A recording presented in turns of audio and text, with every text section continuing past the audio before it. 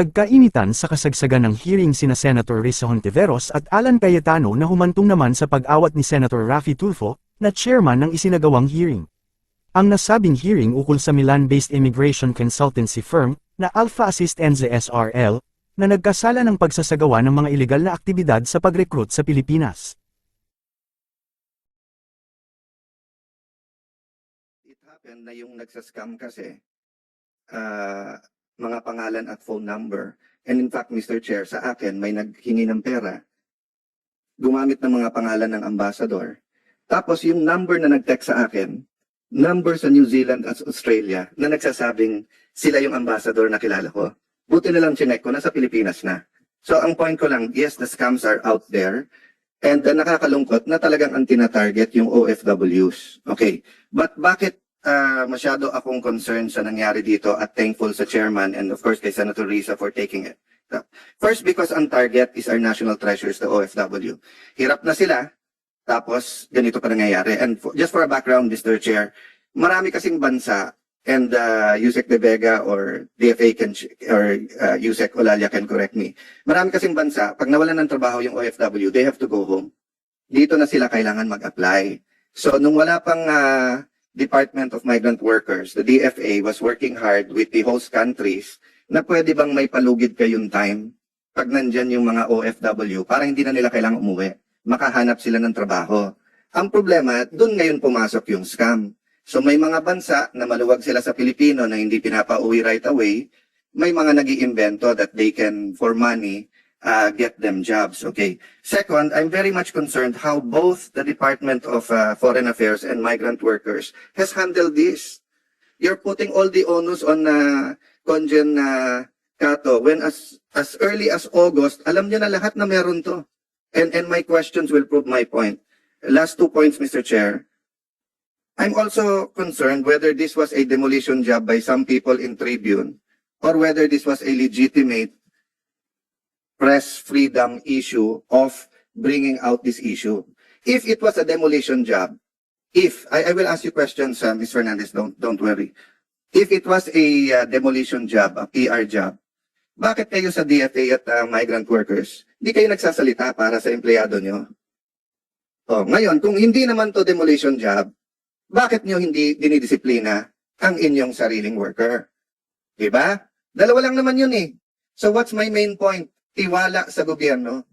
Nawawalan yung OFW ng tiwala sa gobyerno dahil sa nangyayaring ganito eh. Dapat August solved na to eh. Kung nagpanik kayo sa DMW at DFA na may ganitong scam at tumulong kayo, tapos na to. Kung may ginawang masama si Conjen Cato, dapat tinanggal nyo na. Or sa sunod-sunod na banat ng Tribune, nilabas nyo yung investigasyon nyo. May investigasyon naman kayo eh. Yes or no, Yusek De Vega? You have an investigation, di ba? Yes or no lang? Yes or no? I was there for the. I thought it wasn't an investigation, more than a fact finding. Oh yes. So you had a fact finding, yes or no? Yes. Oh, and was Yusek was Elmer Cato cleared? Yes or no? Sir, I was not there to accuse him of anything. No, I'm not talking about you. I'm talking about DFA. I have limited time, Yusek. So I just want a straight answer. Was he cleared or is he guilty? There is no evidence that he made money out of this thing. Okay. Anything. It seems that well. Did he drop the ball in the investigation? Was he on it? Ganito po nangyari po, if I may. No. Straight lang naman to eh. Kung baga sa ruling, you can submit it later. Gusto ko lang yung dulo ng ruling. So, there's no evidence that he got any money. Oh, yung mga sinabi niya dito kay Senator Tulfo, na as early as August, humingi ng abogado, etc. Totoo yun, hindi? Yes. Okay, so let me stop there. Pero wala kayong, sumagot ba kayo sa Tribune? Kinall out niyo ba yung Tribune na sinisira nila ang DFA? Hindi lang naman si Elmer ang ano eh. When I was secretary, inuutusan ko si Elmer. Elmer, pag may bumanat sa ambassador ko or sa congen ko, sagutin nyo kung tama sila. Kasi don't let it fester. Di ba? Nabubuo yung public opinion ng tao eh. Oh, so let me now go to my question. When I was secretary, we increased the legal assistance fund from 100 to 250 million pesos. And we totally changed the guidelines. Dati, kailangan may kaso na yung OFW bago mo pwede bigyan ng abogado. under the new guidelines, when I was secretary, so old na yon dahil 2018 pa yon, nangungonsulta pa lang pwede na, di ba?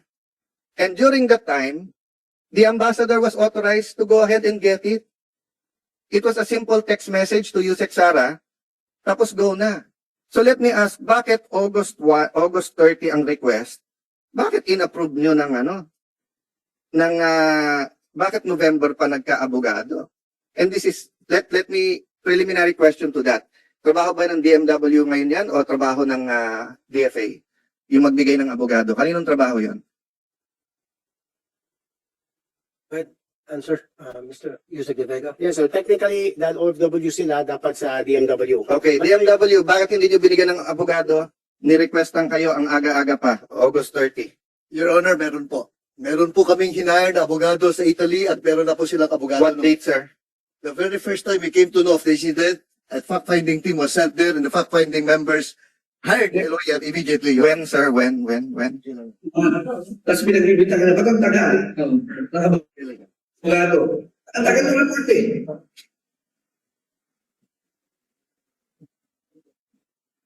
Baka may online, Mr. Chairman. So, Dr. Lalia, because I have limited time, I want to get to the bottom of this. The Chairman and Sen. Risa are just being gracious to me. Give me the dates. Kailan nyo nalaman na may scam at kailan kayo nakahire ng abogado? Your Honor, the team went there in second week of October. Oh, And then, August pa lang sinabi na eh. Di ba may tao naman kayo doon? yes, Your Honor. Conjen Cato, ilan ang Pilipino sa Milan? About more than 100,000, Ilan ang Pilipino sa Italy? about 167,000. So, isa sa pinakamalaki sa Europe? Opo. Okay, Yusek Olalia, magkaibigan tayo ha, but let me be forefront dito sa hearing na to ha. Meron ba kayong senior official dun sa Italy? May labor attaché kayo nung August last year? Yes, Your Honor. Meron po. Oh, Mr. Chairman, please note, hindi alam ni Yusek na wala silang senior official doon. Kaya nagkaganito, kasi trabaho niya yan eh. At isa sa pinakamalaki ang Pilipino sa Italy. Hindi alam ng ating mga kababayan, hindi trabaho ng Congen yung issue na to. So, Miss Apple, trabaho to ng DMW. Ang problema, pag nagmamarites, kailangan mag-research. Di ba? Chat group. So let me stop at you first and go to Miss Apple. Miss Apple, alin sa mga sinasabi mo sa Tribune ay personal knowledge mo at ilan doon ay chismis lang na napakinggan mo lang? Yan tungkol lang po kay Crisel Respicio. Ang yon? Yan lang ang... Yan lang po yung sinabi ko sa Daily Tribune. Yung iba naman po sumbong na po ng... Ayan, so chismis. Sumbong po. Ano kaibahan ng sumbong at saka chismis? Sumbong nangyari po talaga sa kanila. So paano alam mo na tunay na nangyari? Hindi lang po isa ang nagsabi. So 400 ang nabiktima dito lang na to. Ilan ang estimate na nabiktima sa buong Milan ng mga patronato? Sabihin mong 1,200. Kaya ba ng Congen harapin ang 1,200 na tao? Oh, so bakit kayo nagko-complain na hindi naharap personally? So hindi na... Diba? Your Honor, hindi... Ang mga senador ba, hinaharap ba namin kayo lahat personally? Gusto namin. But there are 110 million Filipinos. So yun nga ang sinasabi kapag ka-chismis kasi. Diba? So kung grupo-grupo yon, haharapin ng Congen yung leader ng mga grupo. Iba yung hindi inasikaso, iba yung hindi hiniharap. Yung Secretary ba ng Justice, hinaharap ba niya lahat ng complainant? Oh, diba? So ano yung totoong sinabi nyo sa Tribune at ano hindi? So sinabi nyo ba sa Tribune na kumikita si So may I ask Mr. Hernandez, sino Mr. Chair, sinasabi nyo na The indulgence of Senator Alan. Mr. Chair, Senator Rizzo. if I just may, gusto kong mas pahalagahan yung sinasabi ni Miss Apple sa atin mula nung nakaraang hearing na maaring hindi lahat ay personal knowledge na sinabi naman niya, may mga sinabi sila na reklamo sa kanila at nirelay lamang nila.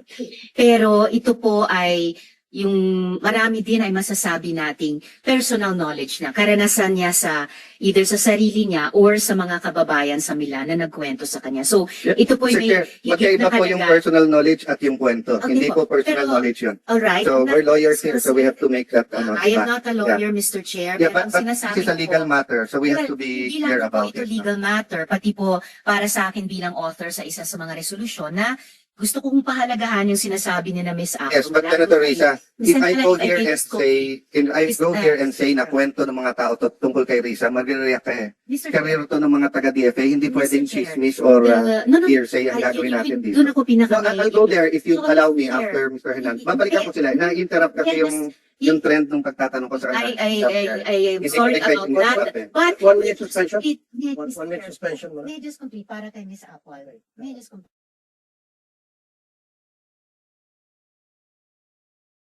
Yan ang halaga at respeto yung sinasabi ng resource person natin na hindi lamang chismis. So that was the main point of my interjection.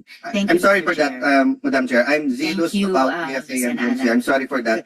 Miss Apple, hindi ko po. Senator, Alan Peter, kasi ganito rin sa akin din bilang isang media practitioner at meron akong programa Wanted sa radyo. Tama ka, meron yung tinatawag na personal knowledge. Meron naman din yung lumalapit sa akin para magsumbong. I don't have personal knowledge of their experience kasi wala naman ako doon. Pero I took their word for it because pumunta sila sa akin, nagsasabi na sila ay nasaktan ni so-and-so at nagpapakita ng mga dokumento. So yun ay valid sa akin. Ang kaibahan, Mr. Chair, ikaw, tatawagan mo yung opisyal, tatanungin mo siya. So, kung mo, nagsumbong ako sa iyo, Sir Tulfo, mukhang kumikita na si El Mercato, hindi niya inuupuan. Tatawagan niyo po siya. Kung mukhang guilty, didiinan niyo po siya. Pag hindi, hindi. Eto po, meron na writings of a hatchet job, which by the way, Mr. Chair, that's what I want to go to, but I will tell Miss Apple nga na, hindi ko minamaliit yung experience OFW malasakit mo. I'm just putting it together with what happened sa Tribune. If you give me lang a few questions, Mr. Chair, I'll prove my point, no? Pero hindi ko minamaliit yung inyong, in fact, I thank you for coming forward kasi nakakatulong to sa mga taga-Milan. I thank you for having time for a chat group. Sinasabi ko lang, kung 5 na nabasa mo ay totoo, pagka yung 1 o 2 hindi mo sure at sinabi mo sa dyaryo, naapektuhan yung buong testimony mo. So kung may magsumbong kay Chairman Tulfo, inaapi yung 300 OFW at mukhang totoo yun, isumbong mo. Sinabi, Mr. Chairman, kinunan ng tigpa 500 yung mga OFW. Totoo yun, sumbong mo. Pero sinabi, Mr. Chairman, yung DFA Secretary, inupuan. Yung migrant workers, inupuan. Si ganito, inupuan. Tapos pag tinanong ka, paano mo alam inupuan? Sinabi lang po nila. Pero sinabi naman po ng iba, hinarap sila. Nadadamage yung testimony mo eh. Diba? So, but let me go to Mr. Hernandez now. Mr. Hernandez, so when you made those articles about Mr. Cato, no, sinong kino-quote mo sa mga natin dito ngayon? There were several po na Those present now. from those present, Enrico, Vanessa, Ang kinote mo sa kanila, Jeffrey. which specific ang kinote mo sa kanila? Na kumikita na siya, inuupuan niya, or what? Wala dun sa walang kumikita. Yung inuupuan quote dun sa yung Alpha 400 na yung story, yung Recall Cato, meron dun Yeah. So you came out with a series of articles, yes po. basically condemning na Conjen Cato. No, I was not condemning Conjen Cato. So when you say alisin na siya dahil revamp, when you say na mukhang guilty, kasama na and everything ganun, that's not condemning. It was quoted sir dito sa articles. Sa Alpha Hindi naman 400. tayo pinanganak kahapon eh. Kahit naman mag-quote ka nung iba eh. Kung 10 ang pwede ko i-quote dito at yung kinote kong isa, dapat mag-resign na si Mr. Fernandez dahil hatchet job ang Tribune. And then I publish that. Diba? I cannot now say that hindi tira yon, hindi yon. Diba? It's how you latag the news, paano nyo i-angle yung news. Nagdulot naman ito ng iba't ibang reaksyon mula sa ating mga netizens. Ayon kay, at Malubayog, yan pagkakaiba ng lawyer pag nagtatanong nahuhuli nila sa sariling bibig mga tinatanong nila. Saad naman ni, at Carlos 69440, delay tactics ang mga abogado, ang isang politiko hindi legal matters ang usapan dito, facts and direct ang usapan. Ayon naman kay, at user-xq7 if 2p4n. Ang guilty talaga ang mas malakas mapikon or magsalita ng kasinungalingan real talk diba? Anong sa inyo dito mga kabayan? Maaaring mag-comment down below.